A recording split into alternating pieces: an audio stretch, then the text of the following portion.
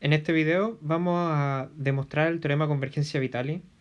Es el último teorema del capítulo 7 que corresponde a los tipos de convergencia. Si vemos, en realidad esto consiste en ver cuándo una sucesión es convergente en LP. Si recordamos bien nuestro diagrama de convergencia, tenemos casi en todas partes, tenemos casi uniforme en medida y LP. Si recordamos, teníamos una flecha amarilla de acá hacia arriba que implicaba su sucesión, pero la más importante de todas corresponde a esta de acá, que le pusimos un color azul, la cual representaba una continuidad. El problema que tenemos es que en realidad pocas flechas apuntan hacia LP, en realidad ninguna, y entonces, o sea, apuntan al LP, pero solamente cuando estábamos ya en el caso de convergencia dominada, y este no es un caso muy común, la verdad, y ni siquiera en medida finita tenemos una flecha desde medida a LP. ¿Por qué nos interesa tanto LP? Es porque en realidad LP tiene un montón de propiedades muy útiles, que por ejemplo un espacio vectorial normado y además es Banach. Entonces esto nos permite un montón de procedimientos, sobre todo cuando estamos trabajando con operadores o también cuando estamos trabajando en ecuaciones diferenciales. Recordemos que una ecuación diferencial se puede ver como un operador sobre algún espacio e igual a 0, y entonces lo único que estamos calculando es el núcleo de ese operador. De este modo es muy interesante ver en qué casos tenemos convergencia en LP, porque además, si recordamos bien, este tipo de convergencia es equivalente a estudiar los conjuntos compactos. Recordemos que una caracterización de un conjunto compacto es que dada cualquier sucesión en este compacto, entonces existe una subsucesión la cual converge adentro de este. Podemos poner ahí. Esto se usa muchas veces para un montón de cosas, más que incluso calcular estos núcleos, como hay caracterizaciones como de las funciones casi periódicas y podemos continuar estudiando y siempre van a aparecer estos conjuntos. Entonces tenemos una subsucesión tal que podemos escribir una f como el límite k f n k, y esto va a ser en LP, y además el f tiene que estar en el compacto. Antes de pasar a la demostración de este teorema, creo que es más importante ver la intuición que hay detrás de este. Entonces podemos achicar esto un poquito hacia acá. Lo que podemos ver es que la condición 1 en realidad habla de que la convergencia medida es la más cercana a la convergencia en LP. Recordemos que ser AE o CTP, por así decirlo, no tiene absolutamente nada que ver con los espacios LP y ni siquiera podemos tirarla de vuelta, solamente mediante subsucesiones. Lo mismo pasa con el caso casi uniforme. Y en realidad lo que ocurre acá es que, bueno, igual podemos trabajar un poco porque la casi uniforme se parece al espacio LP, a la norma en el espacio, perdón, en el norma del infinito, y nosotros sabemos que tenemos una convergencia de este tipo, pero solamente en espacio de medida finita. Sin embargo, la vía no es bella y no podemos restringirnos siempre al caso de medida finita. Tenemos que ver todos los casos que pueden existir, entonces es necesario avanzar un poco más en la generalidad. Por eso vemos en el caso 1 de convergencia medida, porque en realidad intuitivamente es la convergencia que más se parece a la convergencia en LP. Ahora, en cuanto al caso 2, a la condición 2, perdón, es que lo que hacemos es que en realidad todas las funciones de esta sucesión, todos los elementos, su peso, por así decirlo, está concentrado en un conjunto de medida finita. ¿Se entiende? Es como que, por ejemplo, podemos graficar todas estas funciones. Pongamos acá la recta real. Y voy a graficar un elemento. Vamos a graficar otro por aquí. Y con una colita para allá. Y otro para acá. Si nos damos cuenta ahora, yo lo que puedo hacer ahora es escoger a este E sub epsilon, que está aquí. Ahí. Que tiene medida finita. Y lo agarramos y podemos decir, voy a tomarlo acá. Entonces este acá va a ser mi E sub epsilon. Si nos damos cuenta, todo el peso de estos elementos de sucesión está concentrado en este E sub epsilon. Y en el resto, la integral de todos los elementos va a ser menor a epsilon. Bueno, epsilon a la p, como está acá escrito. Si nos damos cuenta, lo que estamos haciendo en realidad es que estamos transformando una convergencia en LP de X a un LP de un E sub epsilon, por así decirlo, donde la medida de este E sub epsilon es finita. Entonces lo que estamos haciendo más o menos es trasladarlo a un LP de algo que sea en medida finita. Y esto nos habla de inmediato lo restrictivo que es la convergencia en LP. O sea, primero, para que algo sea convergente en LP, ya tiene que comportarse como si estuviera dentro de un LP de algo de medida finita. Sin embargo, no es suficiente porque si recordamos en el caso de medida finita, en nuestro diagrama de convergencia teníamos LP y medida. Aún así, no existe una flecha desde derecha a izquierda. Aún no existe. Y hay que agregar otra condición que corresponde a la condición 3. Ahí está. Y tenemos la condición 2.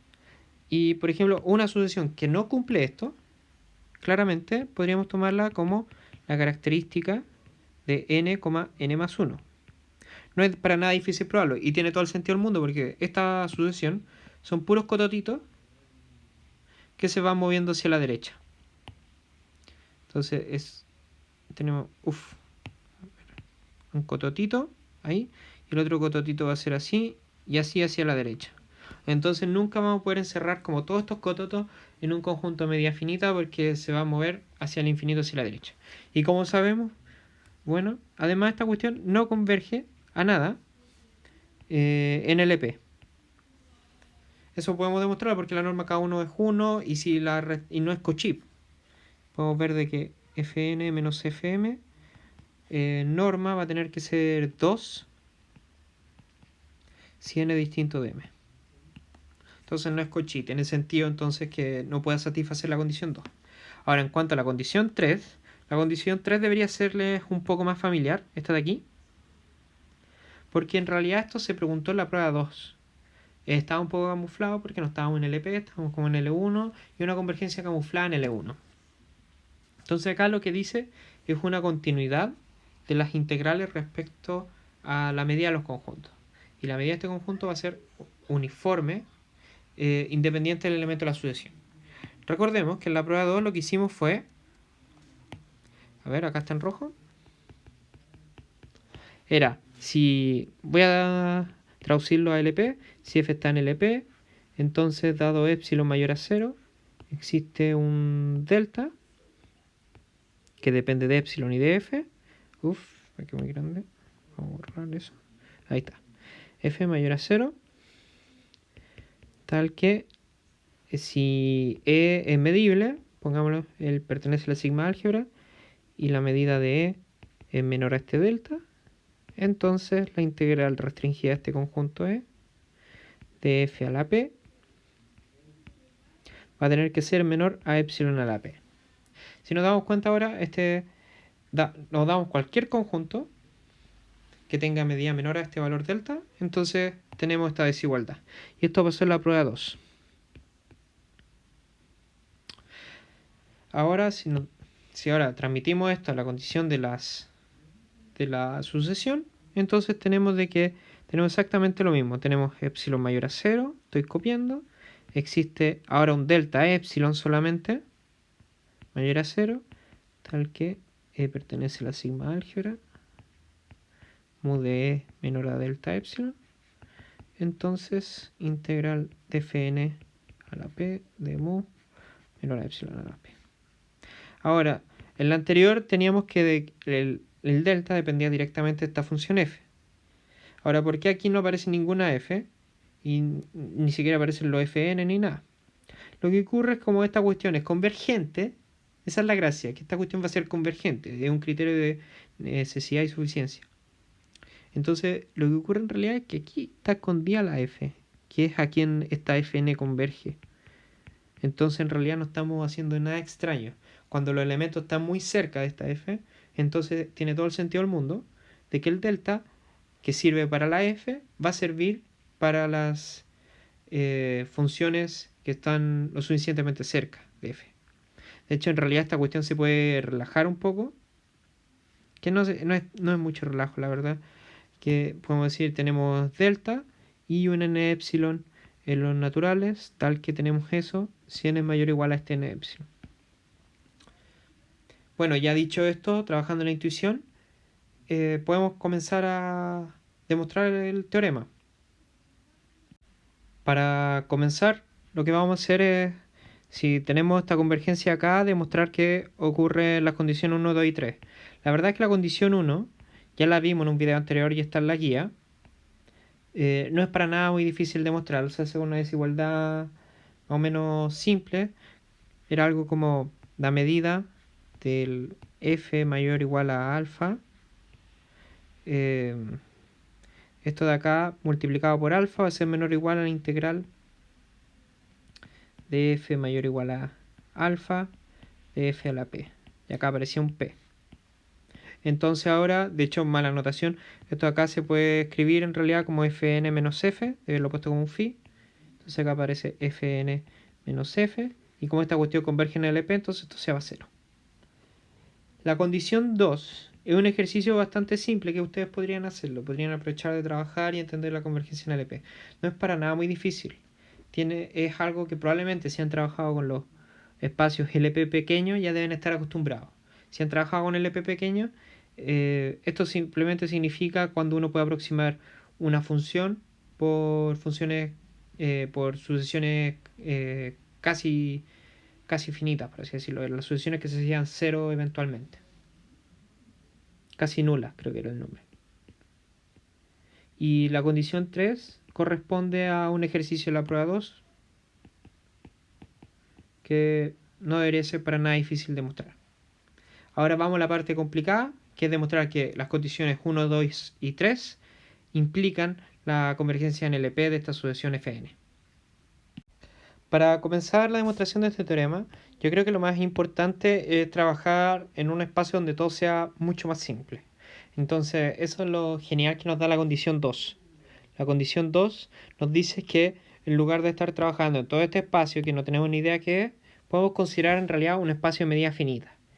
Entonces lo que hacemos es que nos damos un epsilon y encontramos TG sub epsilon que está dado por la hipótesis y dividimos esta sucesión por la sucesión en la parte finita y en el resto.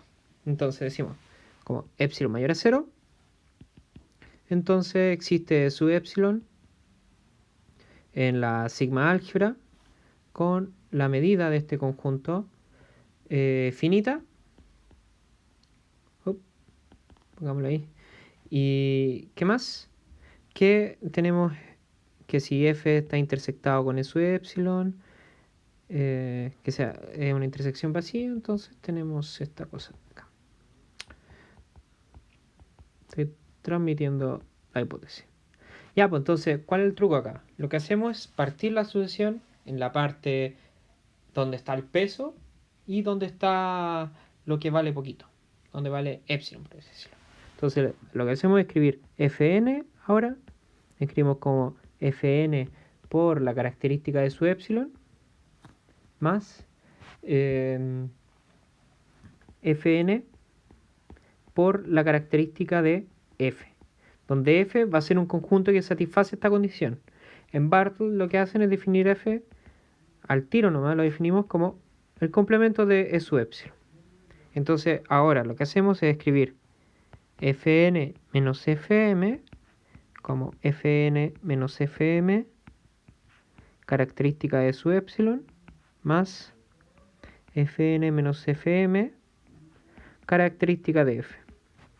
Entonces, ¿qué pasa ahora? Si calculamos la norma P de esta cuestión, podemos ocupar la desigualdad de Minkowski, es decir, desigualdad triangular solamente entre estos dos miembros que tenemos acá. Cada uno va a estar en LP. Entonces podemos poner Fn menos Fm en norma P menor o igual a la norma de Fn menos Fm, característica de su epsilon, P más Fn menos Fm, característica de F. P. Y ahora, si retranscribimos esto a forma integral, entonces esta cuestión va a ser igual a la integral Fn menos Fm de mu P. Ponemos un sub epsilon más, ahora podemos usar de nuevo una desigualdad triangular, entonces esto acá se va a poner un menor o igual. Entonces tenemos integral de Fn en el conjunto F de mu P, 1 partido en P, más esta misma cuestión.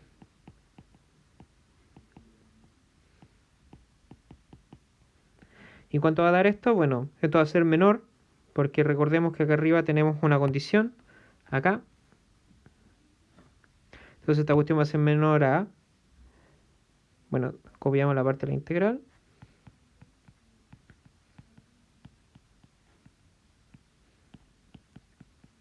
Más, y pongámoslo en amarillo, 2 epsilon, para relacionarlo con esta parte de acá. Con esto ya estamos como en un espacio muy bacán, porque lo único que estamos trabajando ahora es en el espacio LP de E sub epsilon. Y la medida de E sub epsilon va a ser finita. Entonces ahora se nos arregló bastante más la vida. Continuando entonces, lo que voy a hacer ahora es retranscribir la condición 1, en donde la condición 1 nos decía que Fn converge a F en medida.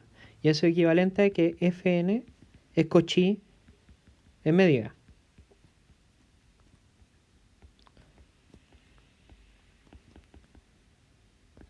Ya, ¿de qué manera puedo transcribir eso?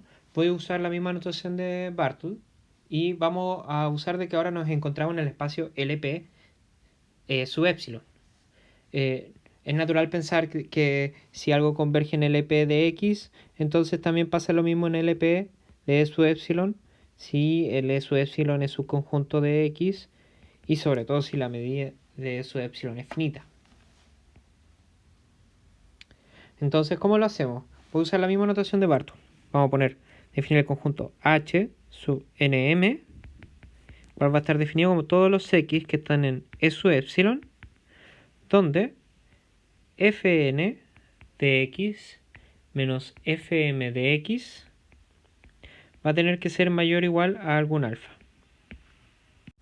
La gracia es que este alfa va a satisfacer una condición que está dada a posteriori para que todo sea menor o igual a algún factor por epsilon. No me gusta hacer esto, pero lo voy a tener que hacer ahora, que es decir exactamente cuánto vale. Y lo voy a hacer como para que quede claro de que no nos estamos pisando la cola cuando estamos trabajando con dependencia. Entonces lo que vamos a hacer es definir alfa como epsilon multiplicado por la medida de su epsilon. Todo esto elevado a la potencia menos 1 dividido en p. O sea, la raíz p décima, 1 partido de la raíz p décima de esto. Y esto más o menos habla de que va a haber una cancelación aquí. Y ahora el siguiente paso es crucial, porque si Fn es Cauchy en medida, entonces tenemos de que existe n epsilon en los naturales, tal que si n, m son mayor o igual a esta n epsilon, entonces eso va a implicar de inmediato que la medida de este Hn, m, tiene que ser menor al delta epsilon. ¿Pero quién es este delta epsilon? Bueno, el delta epsilon que está dado en la condición 3. Entonces, ¿eso qué implica? Implica de inmediato que la integral de Hnm de Fn, digamos, cualquiera, a la p de m va a tener que ser menor a epsilon a la p. Recapitulando un poquito, lo que podemos notar ahora es que ya usamos las tres condiciones. Esta parte de aquí usamos la condición 2 para aliviarnos la vida, trabajando en un espacio de medida finita. En este lugar de aquí usamos la condición 1, que habla de una convergencia en medida. Y esta parte de acá habla de la condición 3. Entonces más o menos ya todo indica que estamos más o menos listos. Si nos damos cuenta, en realidad lo único que nos falta es probar de que este cachito que está acá tiene medida menor a epsilon o algún factor por epsilon. Y la idea acá es que como definimos el Hn, es meter el Hn en este de su epsilon y el resto se debería trabajar de una manera más simple. Escribimos entonces esta integral que nos queda. Integral de su epsilon Fn menos Fm a la p de mu elevado a 1 partido en p, Y lo que vamos a hacer ahora es hacer otro Minkowski, del mismo modo.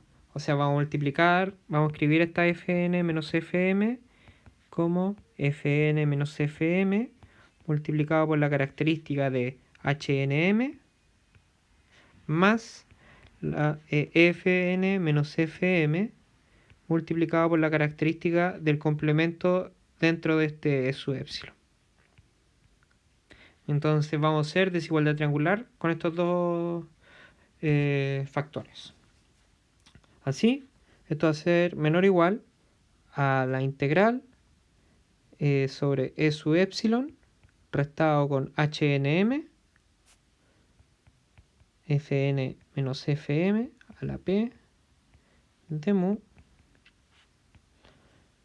más la integral en hnm nm, pero aquí lo que vamos a hacer es una desigualdad triangular nuevamente con estos dos factores, con este y con este. Entonces ahora la vamos a escribir por separado y tenemos fn a la p de mu, todo esto en raíz pésima, más integral hnm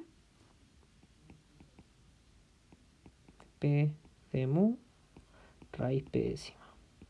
Entonces ahora, si nos damos cuenta, la medida del hnm, como está escrito acá, en otro color más, es menor a ese delta epsilon.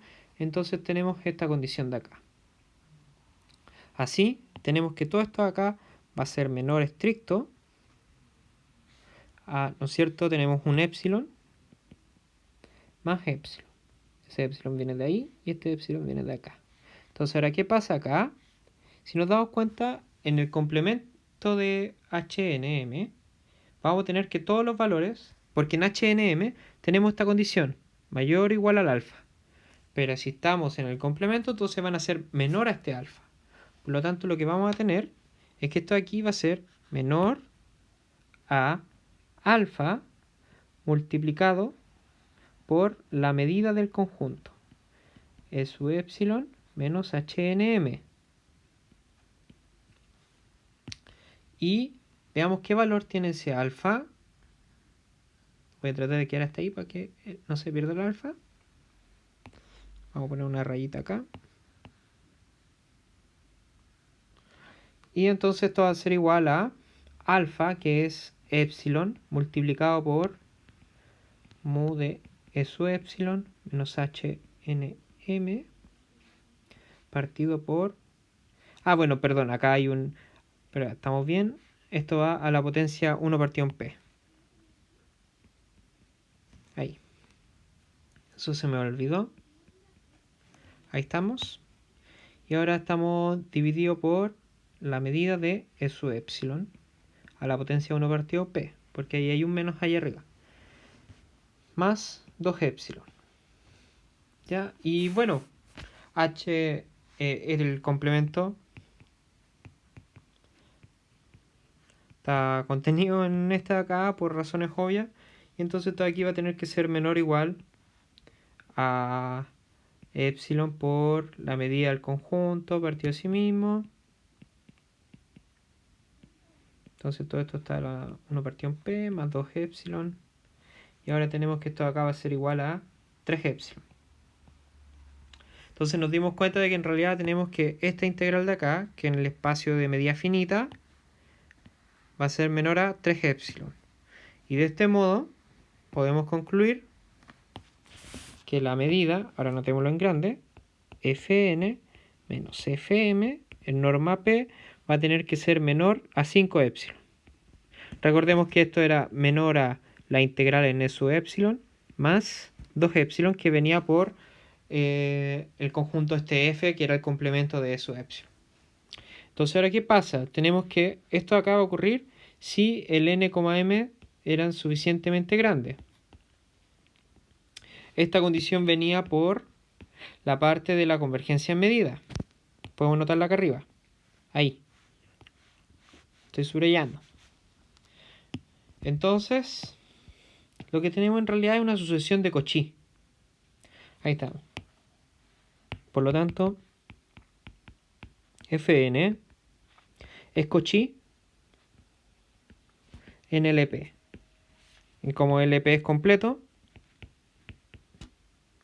eso implica que existe F en LP tal que Fn tiende a F en norma P. Y de este modo acabamos de mostrar el teorema de convergencia de Vitali. Acabamos de demostrar a partir de 3 condiciones que teníamos arriba, que parecían más o menos razonables. Y pudimos demostrar de que efectivamente esta sucesión converge en LP. Hasta acá llegamos. Espero que les haya gustado el video. Chao, chao.